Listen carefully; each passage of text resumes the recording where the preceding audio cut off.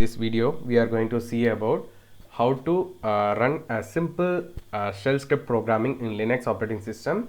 So for to run I have to open the Linux terminal. So let me open it, Linux terminal. So after opening the terminal you have to install like sudo apt install nano. So you have to type the password. After typing the password you will get this after having that nano in your Linux operating system. So let me open it, nano space any file name that whatever you need, like I am giving like shell dot sh with the extension of xh. So I opened it. After opening that, let me run a simple program. Like this is not a program, just I am printing like just hello world like that. So hi Kamal.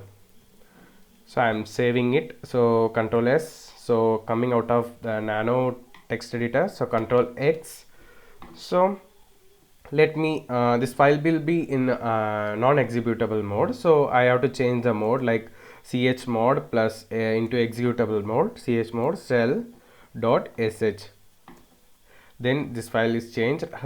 To run this shell script, so I am pressing like dot slash shell dot sh. You have to give the full file name with that with your extension.